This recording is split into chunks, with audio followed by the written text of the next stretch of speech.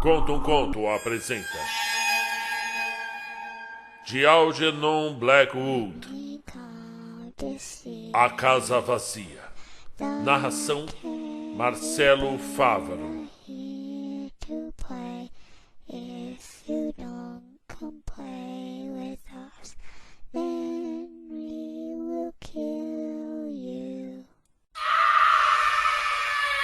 A verdade é que certas casas, bem como certas pessoas, conseguem de alguma forma proclamar imediatamente o seu caráter para o mal. No caso do último, não é necessária a denúncia de nenhuma característica específica. Podem ostentar um semblante franco e um sorriso ingênuo, e ainda assim, um pouco de sua companhia deixa a convicção inalterável de que algo está radicalmente errado em seu ser. Eles são maus. Maus. Querendo ou não, parecem comunicar uma atmosfera de pensamentos secretos e perversos, fazendo aqueles à sua volta se encolher, como se estivessem diante de uma doença. E talvez com as casas empregue-se o mesmo princípio. Basta olhar, basta passar na frente, na rua, e você já sente. É o aroma das más ações cometidas sob um determinado teto, muito depois dos verdadeiros praticantes morrerem, que faz a pele arrepiar e os cabelos levantarem. Algo da paixão original do malfeitor e do horror sentido por sua vítima, sabe,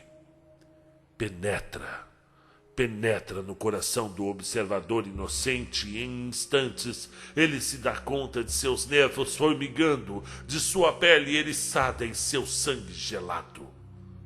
Está aterrorizado, sem nenhuma causa aparente, apenas de olhar para a casa. O aspecto externo dessa casa não manifesta nada em particular para comprovar as histórias do horror que se dizia reinar lá dentro. Não era isolada, não era descuidada. Erguia-se amontoada em um canto da praça e tinha o mesmo aspecto das casas de lado.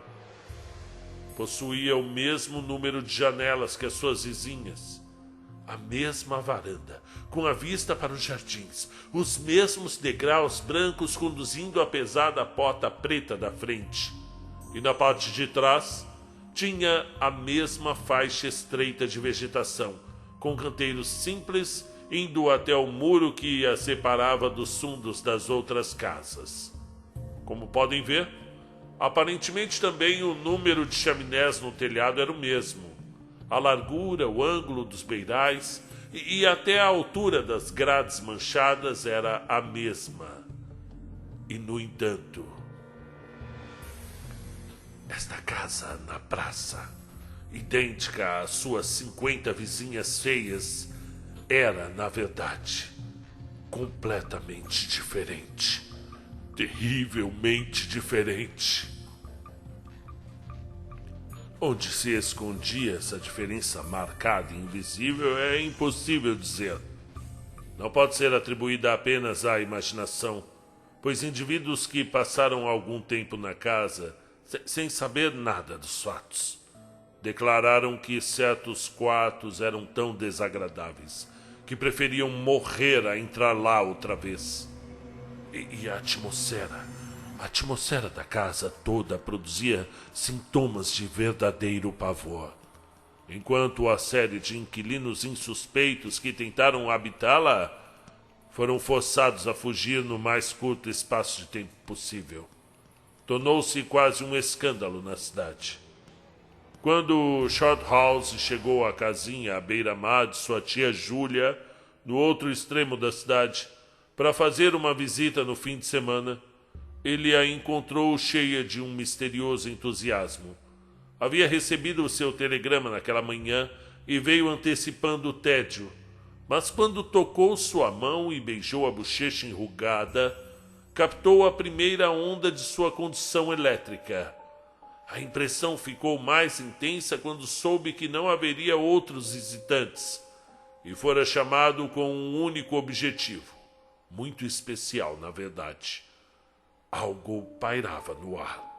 E esse algo, sem dúvida, daria frutos, pois essa tia idosa, solteirona, como uma mania por pesquisas sobrenaturais, tinha inteligência e força de vontade e, por bem ou por mal, geralmente conduzia a realizar seus objetivos.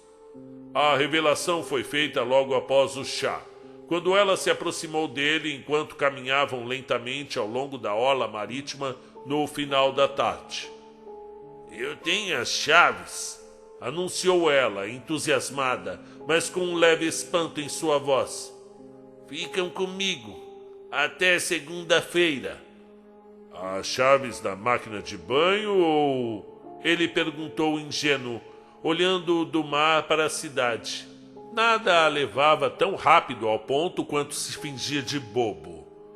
"Nenhum", sussurrou ela.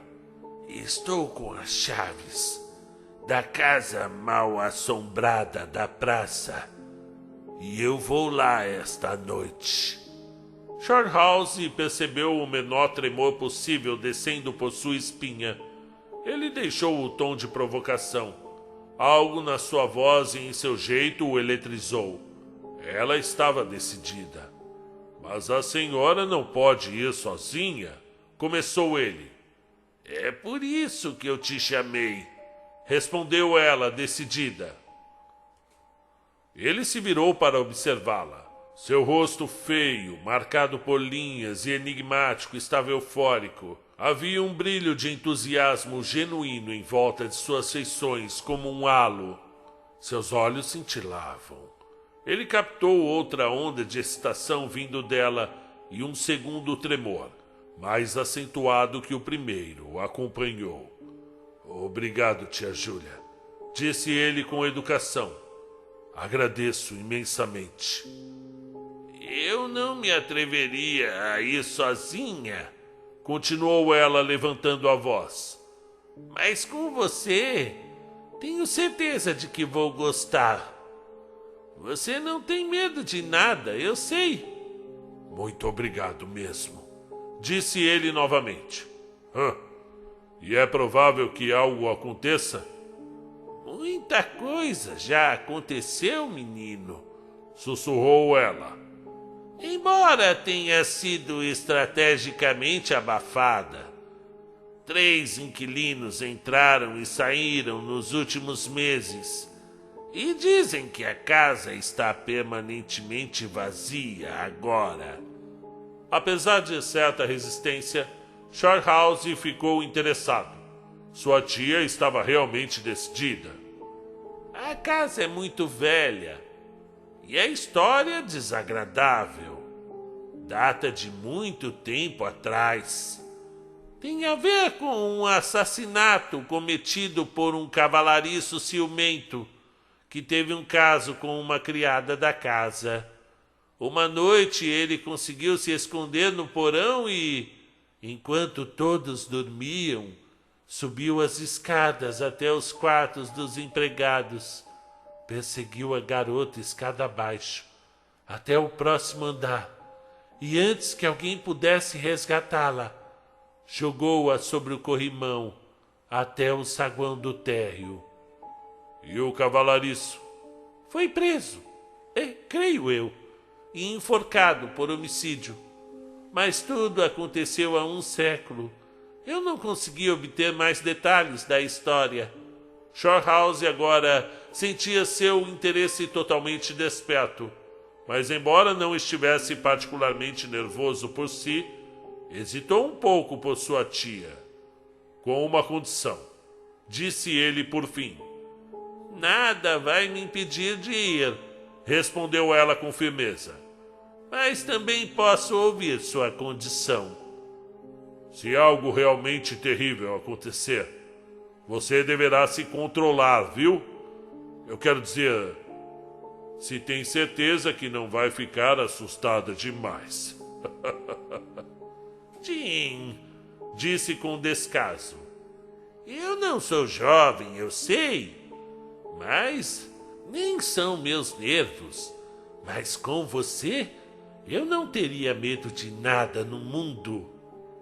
Isso, é claro, resolveu tudo, pois Shorthouse sabia que não era nada mais do que um jovem muito comum, e apelar para sua vaidade era irresistível.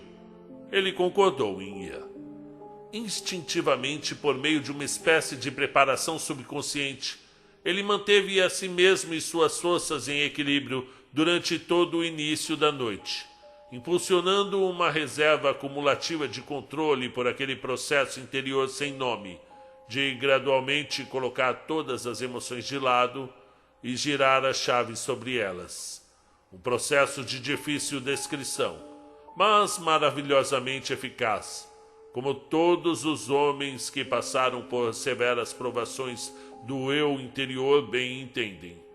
Mais tarde, isso o colocou em uma boa posição, mas foi só até as 10h30, quando estavam de pé no corredor, bem sob o brilho amigável de lâmpadas, e ainda cercados por reconfortantes influências humanas, que foi necessário chamar pela primeira vez esse estoque de forças reunidas, pois no momento em que a porta se fechou atrás dele e Shorthouse viu a rua deserta e silenciosa, estendendo-se alva sob o luar diante de si, foi ali que ele percebeu claramente como o verdadeiro teste naquela noite seria lidar com 2 medos, e não apenas um. Seria necessário carregar o peso da sua tia e também o seu. E quando olhou para o semblante de Esfinge ao seu lado e deu-se conta de que ela não poderia assumir nenhum aspecto agradável e em uma onda de terror verdadeiro, sentiu-se satisfeito com apenas uma coisa em toda essa aventura. Ele tinha confiança em sua própria capacidade e discernimento para resistir a qualquer choque futuro. Lentamente, eles caminharam pelas ruas vazias da cidade. Uma lua brilhante de outono prateava os telhados, lançando sombras profundas. Não havia brisa e as árvores nos jardins geométricos à beira-mar os observavam em silêncio enquanto passavam. Aos comentários ocasionais de sua tia, Shorthouse não respondeu, pois percebia como ela simplesmente se cercava de amortecedores mentais, dizendo coisas banais para evitar pensar em coisas extraordinárias. Poucas janelas exibiam luzes e escassas chaminés soltavam fumaça ou faíscas. Shorthouse já havia começado a notar tudo, até os menores detalhes. Logo eles pararam numa esquina e olharam para o nome da lateral da casa, completamente visível ao luar, e de comum acordo, mas sem nenhum comentário, viraram em direção à praça e cruzaram para o lado que jazia em sombras. O número da casa é 13, sussurrou uma voz ao seu lado. Nenhum dos dois fez a referência óbvia, mas atravessaram o largo lençol de luar e avançaram pela calçada em silêncio. Mais ou menos na metade da praça, Shorthouse sentiu um braço escorregar silenciosamente, mas de forma significativa, dentro do seu, e soube então que a sua aventura começava para valer, e a sua companheira já cedia sem perceber as influências contra eles. Ela precisava de apoio. Poucos minutos depois, pararam à frente de uma casa alta e estreita, erguendo-se diante deles noite adentro. Era feia em seu formato e pintada de um branco sujo. Janelas sem venezianas, sem cortinas, observava-os brilhando aqui e ali sob a lua. As paredes, manchadas por anos de chuva e sol, tinham rachaduras na pintura e as sacadas projetava do primeiro andar de madeira, um pouco até anormal, mas além dessa aparência geralmente abandonada de uma casa sem inquilinos, não se percebia nada à primeira vista que identificasse essa mansão em particular ao caráter maligno que certamente adquirira. Olhando em volta para ter certeza de que não foram seguidos, subiram os degraus com ousadia e posicionaram-se contra a enorme porta negra, afrontando-os hostilmente. Mas a primeira onda de nervosismo os atingiu e Shorthouse se atrapalhou por um longo tempo com a chave antes de encaixá-la na fechadura. Por um momento, verdade seja dita, esperavam que não a abrisse, pois diversas emoções desagradáveis os afligiam enquanto aguardavam ali, no limiar de sua aventura fantasmagórica. Shorthouse, embaralhado com a chave e com o peso constante do braço, certamente sentiu a solenidade do momento. Era como se o mundo inteiro, pois toda a experiência parecia se concentrar em sua consciência naquele instante, o mundo inteiro ouvisse o ranger daquela chave. Uma lufada de vento dispersa vagou pela rua e despertou um farfalhar momentâneo nas árvores atrás deles. Mas fora isso, o ruído da chave era o único som audível. E por fim, a fechadura girou e a pesada porta se abriu e revelou um enorme abismo de escuridão. Com um último olhar para a praça iluminada, passaram rapidamente para dentro, e a porta bateu atrás deles, com um rugido assombroso, ecoando por corredores e passagens vazias. Mas no mesmo instante, junto aos ecos, outro som se fez audível, e tia Júlia de repente se apoiou com tanta força nele que Shorthouse deu um passo para trás para não cair. Um homem tossiu bem ao seu lado, tão perto que parecia estar bem junto deles na escuridão. Com a possibilidade de alguma brincadeira em mente, Shorthouse balançou sua pesada bengala em direção ao som, mas não encontrou nada mais sólido do que o ar. Ele ouviu sua tia soltar uma pequena arfada. "Tem alguém aqui?" Ela sussurrou. "Eu ouvi." "Fique quieta", disse ele com firmeza. Não era nada, apenas o barulho da porta. Acende uma luz. Acende, rápido!" acrescentou ela enquanto o sobrinho, atrapalhando-se com a caixa de fósforos, abriu-a e, de cabeça para baixo, fez com que todos os fósforos caíssem em um estardalhaço sobre o chão de pedra. O som, no entanto, não se repetiu. Não havia evidência de passos em retirada. No minuto seguinte, tinha uma vela acesa, usando a extremidade livre de uma charuteira como suporte, e quando a instabilidade da chama cessou, ele ergueu a lâmpada improvisada e examinou a cena.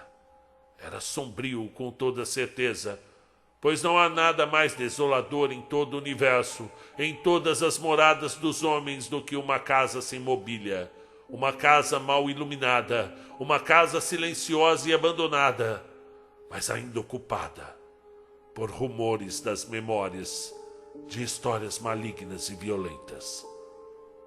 Eles estavam de pé em um amplo saguão.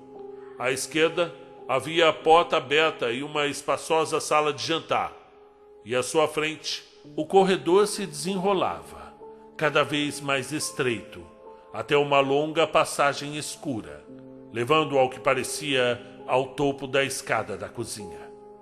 A larga escadaria sem tapete subia em curva diante deles, completamente vestida em sombras, exceto por um único ponto no meio do caminho, onde o luar se penetrava pela janela e caía sobre uma extensão brilhante nas tábuas. Esse feixe de luz emitia uma fraca resplandecência acima e abaixo dele, e cedia aos objetos ao seu alcance um contorno nebuloso, infinitamente mais sugestivo e fantasmagórico se comparado com a escuridão completa. O luar filtrado parece sempre pintar rostos na escuridão ao redor, e enquanto Shorthouse espreitava o poço de sombras e pensava nos incontáveis quartos e corredores vazios na parte superior da casa velha, ele se pegou novamente ansiando pela segurança da praça, prateada pela lua, ou a aconchegante e luminosa sala de estar, abandonada uma hora dessas. Então, percebendo o perigo desses pensamentos, afastou-os e invocou toda a sua energia para se concentrar no presente. Tia Júlia, disse ele em voz alta e severa, devemos agora percorrer a casa de cima a baixo e fazer uma busca completa. Os ecos de sua voz morreram aos poucos, ressoando por todo o prédio. E no intenso silêncio que se seguiu, ele se virou para encará-la. À luz da vela, ele percebeu seu rosto já assustadoramente pálido. Mas ela soltou seu braço por um momento e disse num sussurro, dando um passo para frente dele. Eu concordo. Devemos ter certeza de que não há ninguém escondido. Essa é a primeira coisa. Ela falava com evidente esforço e ele a observava com admiração. A senhora tem certeza que quer continuar? Não é tarde demais e... Eu acho que sim, disse ela. Seus olhos se moviam nervosamente em direção às sombras. Certeza apenas uma coisa. O quê? Nunca me deixe sozinha aqui, nem por um instante. Contanto que a senhora entenda que qualquer som ou aparição deve ser investigada imediatamente, pois hesitar significa admitir medo, e isso pode ser fatal. Eu concordo, respondeu ela um pouco trêmula após um momento de hesitação. Eu vou tentar. E de braços dados, Shorthouse com a vela gotejante e a bengala nas mãos, enquanto sua tia segurava a capa sob os ombros, figuras dignas de humor para todos, exceto para eles mesmos, começaram uma busca minuciosa. Sorrateiramente andando na ponta dos pés e protegendo a vela para não mostrar a sua presença através das janelas descobertas, eles foram primeiro para a grande sala de jantar. Não havia nenhuma mobília à vista. Paredes nuas, molduras feias e lareiras vazias os encaravam. Tudo eles suspeitavam. Ressentia sua intrusão. Observava-os, por assim dizer, com olhos velados. Sussurros os seguiam. Sombras tremulavam da direita para a esquerda sem nenhum som. Algo parecia estar sempre atrás deles, vigiando, esperando uma oportunidade para feri-los. E a inevitável sensação de que as atividades transcorridas, quando o cômodo estava vazio, haviam sido temporariamente suspensas, até eles estarem bem fora do caminho mais uma vez. Todo o interior escuro do antigo edifício parecia tornar-se uma presença maligna que emergia, alertando-os para desistir e cuidar de suas vidas. E a cada momento a tensão nos nervos aumentava. Ao sair da sombria sala de jantar, eles passaram por grandes portas dobráveis para uma espécie de biblioteca, envolto no mesmo silêncio, escuridão e poeira. Dali retornaram para o corredor, agora próximos do topo da escada dos fundos.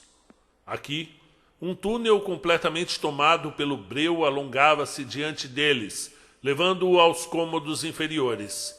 E deve-se confessar, eles hesitaram, mas só por um minuto. Com o pior da noite ainda por vir, era essencial não se deixar intimidar por nada. Tia Júlia tropeçou no primeiro degrau da descida escura, mal iluminada pela vela bruxuleante, e até mesmo o Shorthouse sentiu pelo menos metade da sua determinação desaparecer das pernas. Vamos, o sobrinho disse com confiança, e sua voz correu adiante, perdendo-se no escuro e vazio abaixo. Estou indo, ela balbuciou, agarrando seu braço com uma violência desnecessária. Com passos instáveis, eles desceram os degraus de pedra. Um ar frio e úmido encontrou seu rosto, pesado e mal cheiroso. A cozinha, para a qual as escadas conduziam por um corredor estreito, era grande, com um teto elevado. Diversas portas se abriam das paredes, Algumas davam em armários com potes vazios nas prateleiras e outras em gabinetes horrivelmente pequenos e fantasmagóricos. Cada um mais gelado, cada um menos convidativo do que o anterior. Baratas corriam pelo chão em um momento, quando esbarraram em uma mesa de pinho num canto.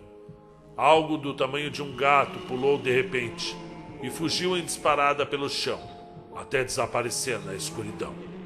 Em todos os lugares havia uma sensação de ocupação recente, uma impressão de tristeza e melancolia. Saindo da cozinha, eles foram em direção à copa.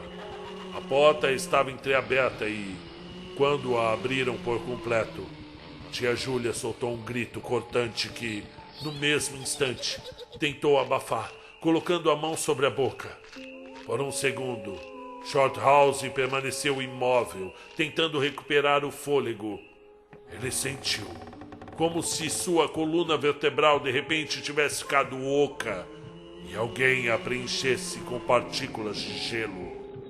Diante deles, diretamente em seu caminho, entre os batentes da porta, estava a figura de uma mulher.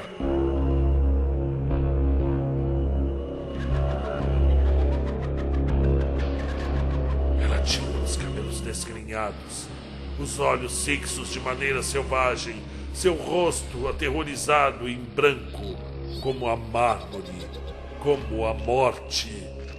A aparição durou pelo menos um único segundo, e então a vela tremulou, e a mulher se foi.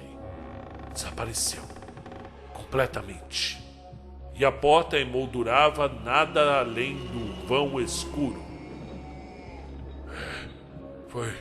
Foi só a maldita luz da vela que saltou, disse ele rapidamente, com uma voz parecendo ser de outra pessoa, e apenas parcialmente sob controle. Vamos, tia, vamos, não tem nada aqui. Ele a arrastou para frente, com uma agitação de pés e uma inflada aparência de ousadia. Eles seguiram, mas sobre o corpo de Shorthouse, a pele movia-se como se coberta por formigas rastejantes, e ele sabia, pelo peso do seu braço, que fornecia força de locomoção para os dois. A copa estava fria, nua e vazia, mais como uma grande cela de prisão do que qualquer outra coisa. Eles deram a volta, tentaram abrir a porta do quintal e as janelas, mas estavam todas trancadas. Tia Júlia movia-se do lado dele como uma pessoa em um sonho. Seus olhos estavam bem fechados, e ela parecia meramente seguir a pressão do seu braço. Sua coragem o encheu de espanto.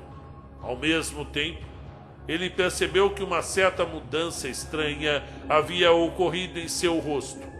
Uma mudança que, de alguma forma, escapou do seu poder de análise. Não tem nada aqui, tia, repetiu ele com pressa. Vamos subir e ver o resto da casa. E depois podemos escolher um quarto para esperarmos acordados. Ela o seguiu obediente, mantendo-se bem ao lado dele. E eles trancaram a porta da cozinha. Foi um alívio voltar ao andar térreo. Agora o corredor tinha mais luz, pois a lua havia descido um pouco mais nas escadas. Com todo cuidado, começaram a subir em direção ao teto abobadado no interior. As tábuas rangiam sob seu peso. No primeiro andar, encontraram grandes salas de estar duplas, cuja busca nada revelou. Aqui também não se via sinal de mobília ou ocupação recente. Nada, além de poeira, abandono e sombras. Abriram as grandes portas dobradiças entre as salas da frente e também dos fundos. Saíram novamente para o patamar e foram para o andar de cima. Bem, eles não tinham subido mais do que uma dúzia de degraus quando ambos, ao mesmo tempo, pararam para ouvir, encarando um ao outro através da chama tremeluzente com uma nova apreensão. Da sala deixada por eles quase 10 segundos antes, veio o som de portas se fechando devagar. Não havia dúvidas. Eles ouviram o ruído crescente que acompanhava o aproximar de botas pesadas, seguido pelo som agudo do trinco. Precisamos voltar e ver, disse Shorthouse brevemente, em um tom baixo, e virou-se para descer mais uma vez. De alguma forma, ela conseguiu segui-lo, os pés tropeçando no vestido, seu rosto lívido. E quando entraram na sala da frente, ficou claro que as portas dobráveis tinham sido fechadas meio minuto antes. Sem hesitar, Shorthouse as abriu. Ele quase esperava encontrar alguém encarando-o na sala de trás, mas apenas se deparou com a escuridão e a atmosfera fria. Eles passaram pelas duas salas e não encontraram nada em comum. Tentaram de todas as maneiras investigar o motivo que faria as portas se fecharem sozinhas.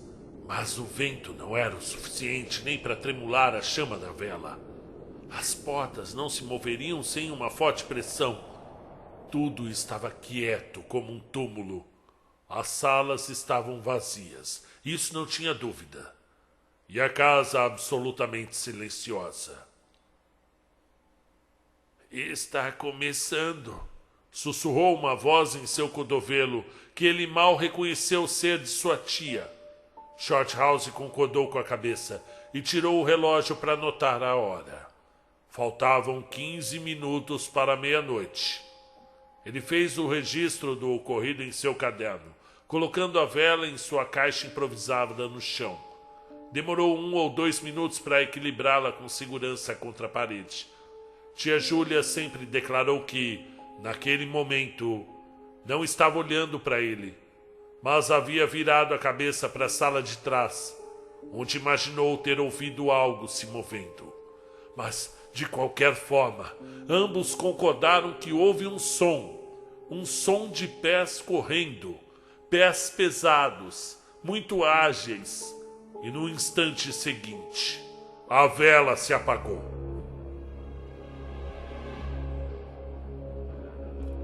Mas para Shorthouse, aconteceu mais do que isso. E ele sempre agradeceu às suas estrelas afortunadas ter aparecido apenas para ele e não para sua tia também. Pois quando se levantou da posição inclinada de equilibrar a vela, antes dela se apagar, um rosto se projetou na sua direção, tão perto que quase poderia tocá-lo com os lábios. Era um rosto agitado por paixão, um rosto de um homem moreno, com traços grossos e olhos raivosos e selvagens. Pertencia a um homem comum, e era mau em sua expressão normal, sem nenhuma dúvida. Mas quando Shorthouse viu, vivo com emoção intensa e agressiva, era um semblante humano maligno e terrível. E não houve nenhum movimento no ar, nada além do som de pés correndo, pés com meias ou abafados, a aparição do rosto e o extinguir quase simultâneo da vela. Apesar de tentar se controlar, Shorthouse soltou um pequeno grito e quase perdeu o equilíbrio quando sua tia se agarrou nele com todo o seu peso. E em um momento de terror real e incontrolável, ela se manteve em silêncio. Somente o agarrou pelo corpo. E por sorte, tia Júlia não tinha visto nada, apenas ouvido os pés correndo, e seu controle voltou quase de imediato. Shorthouse, então, foi capaz de se desvencilhar e riscar um fósforo.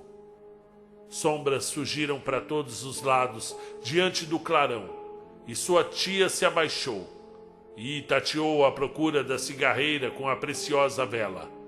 E naquele momento descobriram que a vela não tinha sido apagada apenas.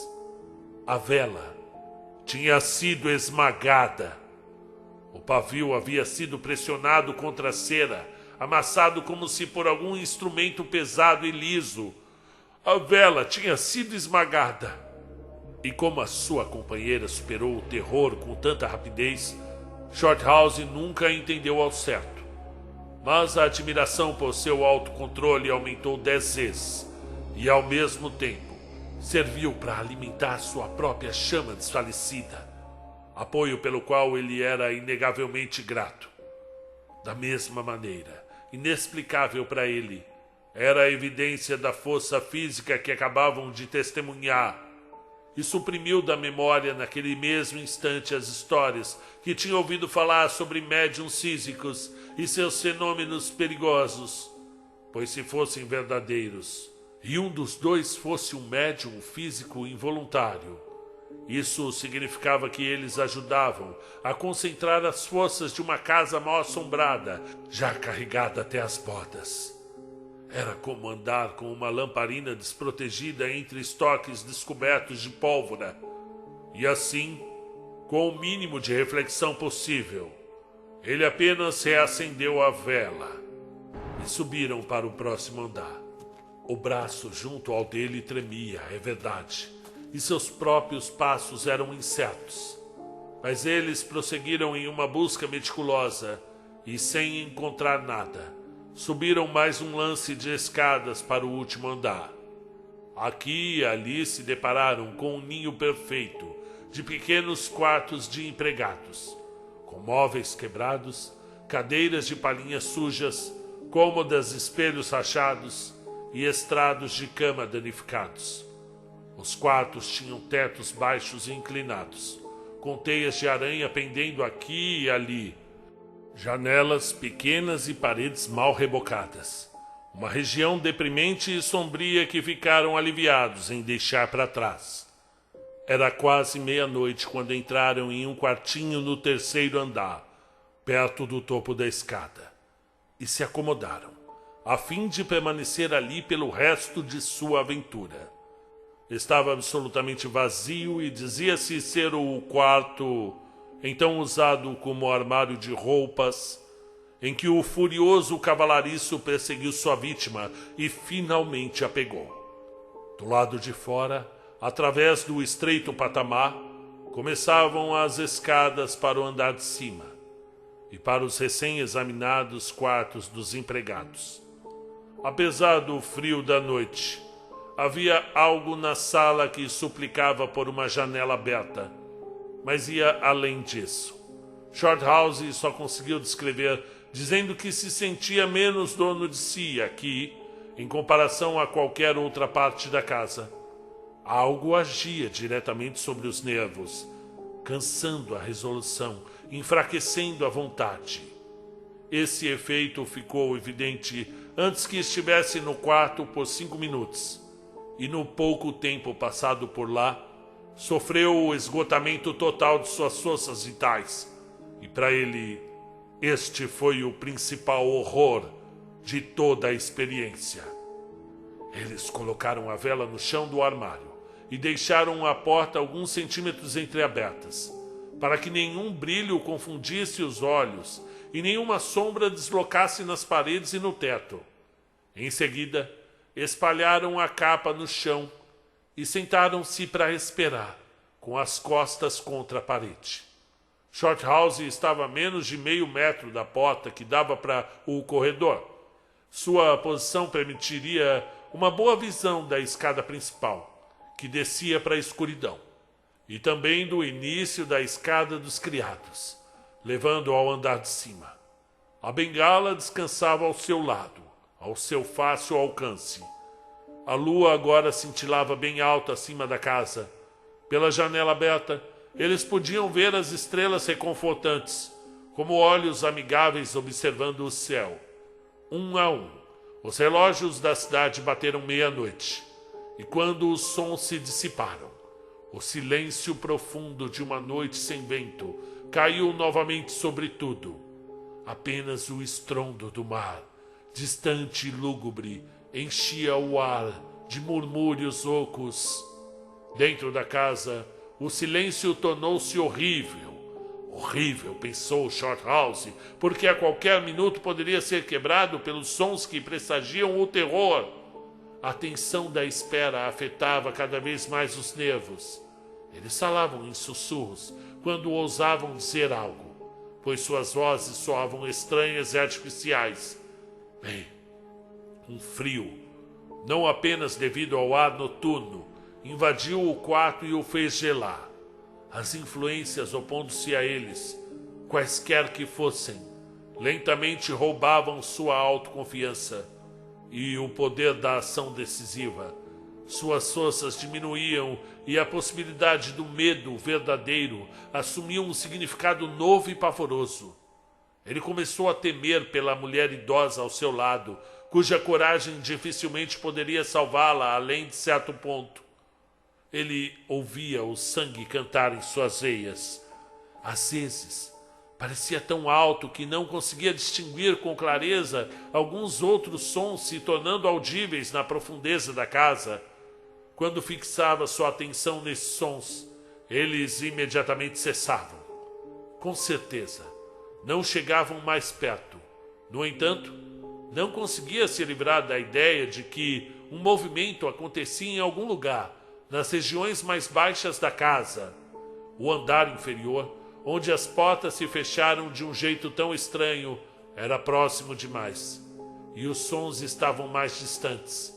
Ele pensou na grande cozinha, com as baratas apressadas e na desoladora copa, mas de alguma forma, ou de qualquer outra, também não pareciam vir de lá. Certamente não vinham de fora da casa. E então, em um relâmpago, a verdade surgiu em sua mente, e durante o espaço de 1 minuto, ele sentiu como se o seu sangue tivesse parado de correr, como se tivesse se transformado em gelo. Os sons não estavam de forma alguma lá embaixo. Estavam no andar de cima. No andar de cima, em algum lugar entre aqueles horríveis e sombrios quartos de criados, com seus pedaços de móveis quebrados, tetos baixos e janelas apertadas. No andar de cima, onde a vítima foi perturbada e perseguida até a morte. E no momento em que descobriu de onde vinham os sons, começou a ouvi-los com mais clareza. Era o som de pés se movendo sorrateiramente ao longo do corredor acima, entrando e saindo dos cômodos e passando pela mobília. Ele se virou depressa para olhar a figura imóvel sentada ao lado dele, para notar se ela partilhava de sua descoberta. A tênue luz da vela entrava pela fresta da porta do armário e projetava seu semblante marcado em um vívido relevo contra o branco da parede. Mas foi outra coisa que o fez recuperar o fôlego e olhar de novo. Algo extraordinário se manifestava em seu rosto e parecia se espalhar por suas feições como uma máscara. Suavizou as linhas profundas e apertou um pouco mais a pele em todos os lugares, fazendo as rugas desaparecerem.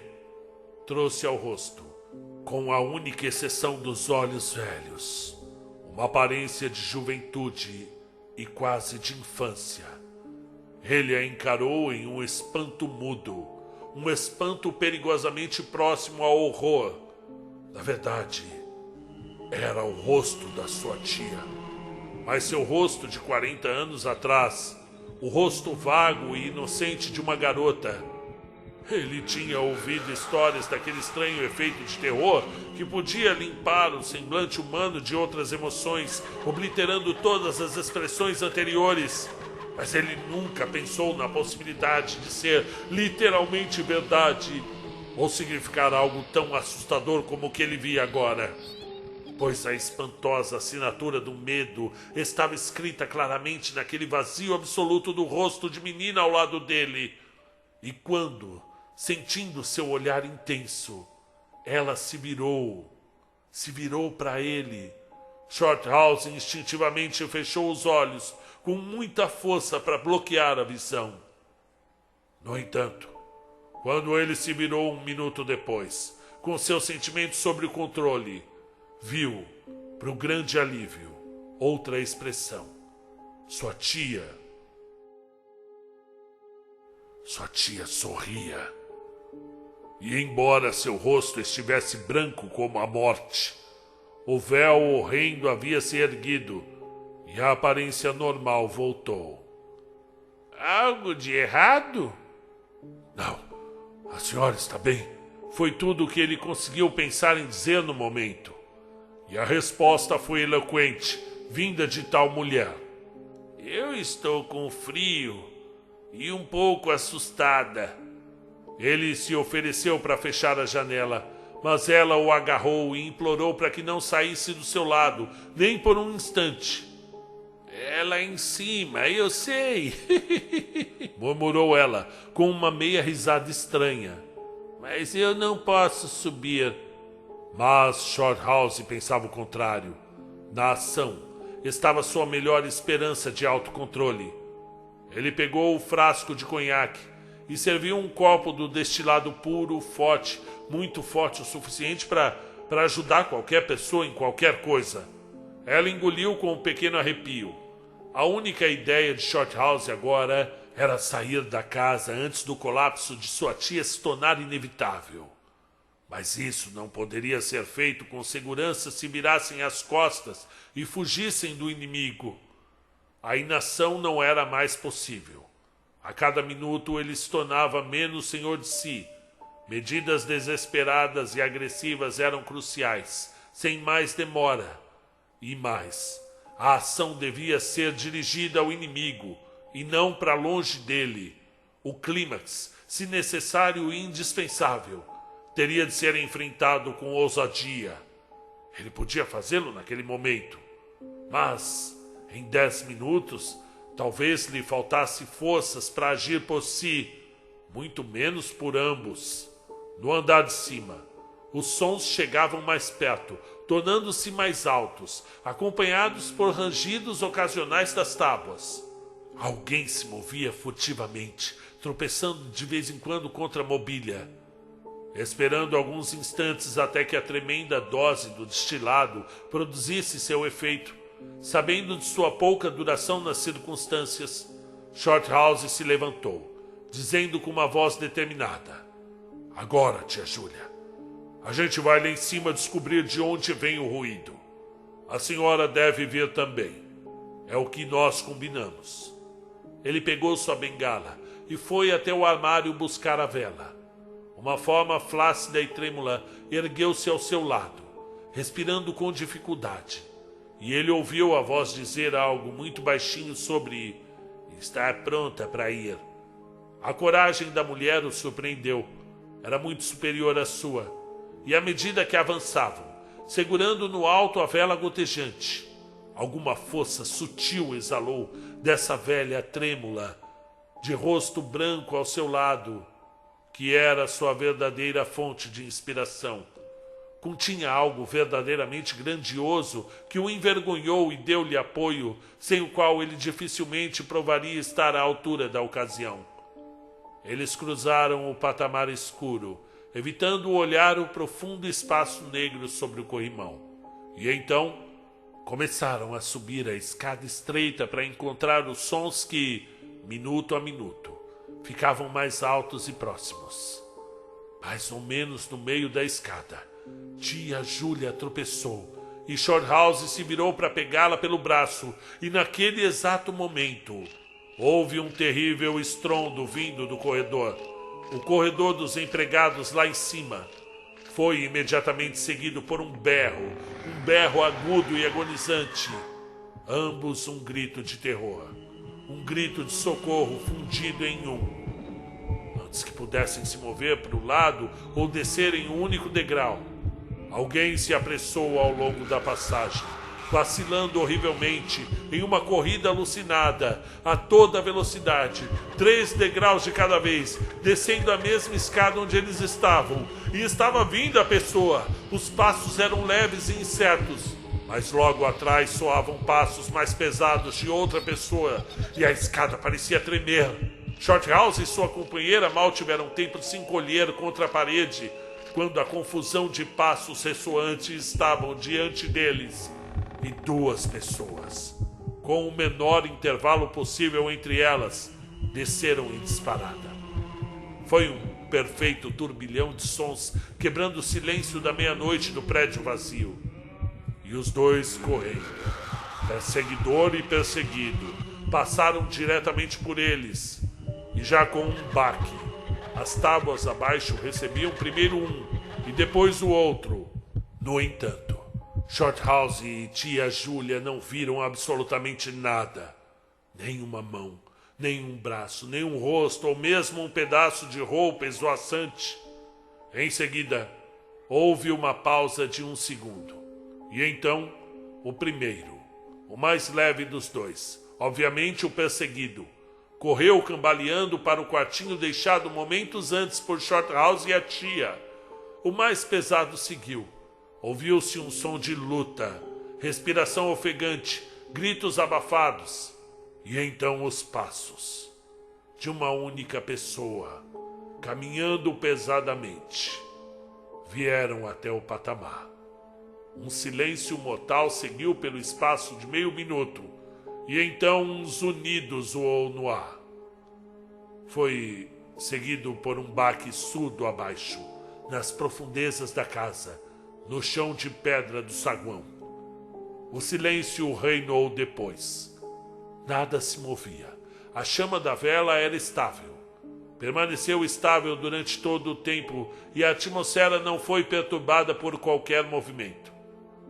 Claro, paralisada de medo, tia Júlia, sem esperar por seu companheiro, começou a tatear seu caminho escada abaixo.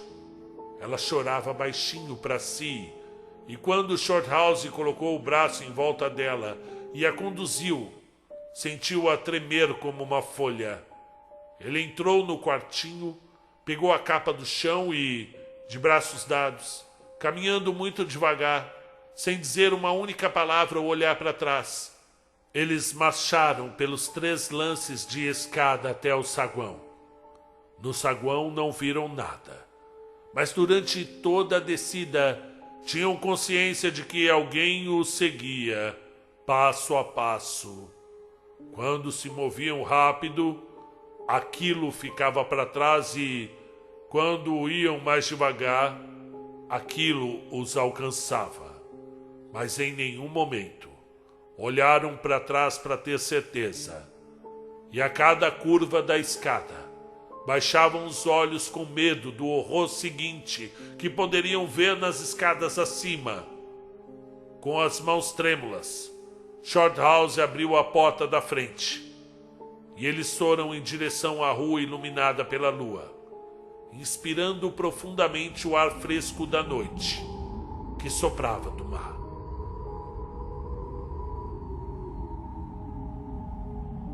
Sobre o autor. Blackwood viveu um episódio muito parecido como este ao investigar uma casa mal assombrada quando ele era jovem. Antes de ir para o Canadá, Algernon estava em contato com o SPR e chegou a investigar alguns casos para a associação. A casa que inspirou este conto ficava em uma praça em Bristol, uma cidade à beira-mar próxima de Londres. Quem deveria ter acompanhado o jovem Blackwood era uma de suas irmãs, mas ela cancelou no último momento, e uma outra garota foi com ele. Uma jovem animada e faladeira que o autor, em uma carta a um amigo, confessou anos depois.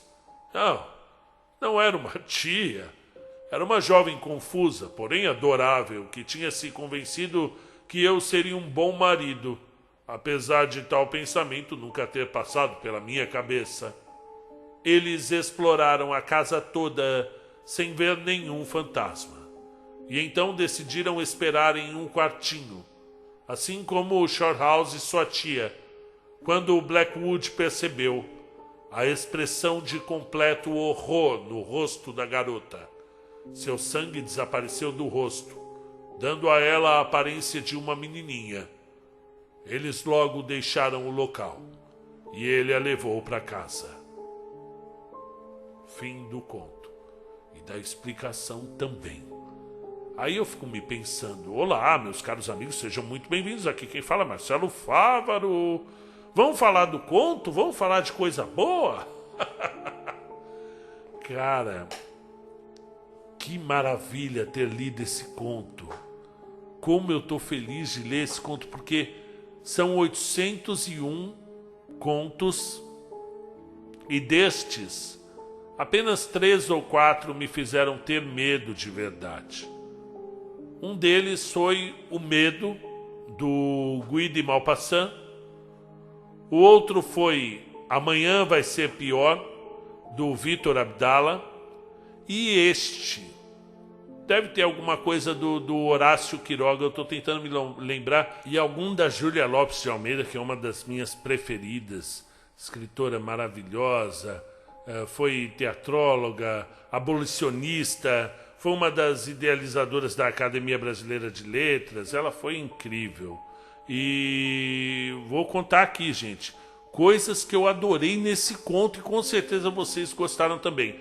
A criação, geralmente, para essas histórias misteriosas, né, é muito comum você eleger uma dupla, né, o Sherlock e o Watson, né, só que algumas vezes o autor é tão criativo que cria uma dupla meio insólita, e eu achei o insólito aqui maravilhoso e contribuiu muito para a criação de toda a ambientação do conto, que é um jovem rapaz e sua tia idosa. E o mais legal é que partiu da tia o convite para visitar. Eu não sei qual é o hobby da tia aí, mas deveria ser algo ligado a isso, né? Eu vou lá e tal, e se você não quiser eu vou sozinha. Mas eu achei maravilhoso, gostei muito do começo da história. O começo da história foi muito bem construído. Olha só que interessante. Certas casas, bem como algumas pessoas, conseguem de alguma forma proclamar imediatamente o seu caráter para o mal. E no caso do último não é necessário denúncia nenhuma característica específica, né? É simplesmente você passa na frente da casa e, olha só, há uma convicção inalterável de que algo está radicalmente errado em seu ser. Eles são maus. Querendo ou não, parece comunicar uma atmosfera de pensamentos secretos e perversos, fazendo aqueles à sua volta se encolher, como se estivessem diante de uma doença.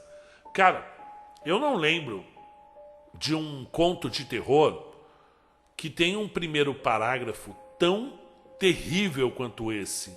E segue o segundo parágrafo também. Algernon Blackwood, tá, gente? Os Salgueiros, um dos maiores contos de terror do século XX. Influenciou muito o H.P. Lovecraft, o Robert E. Howard.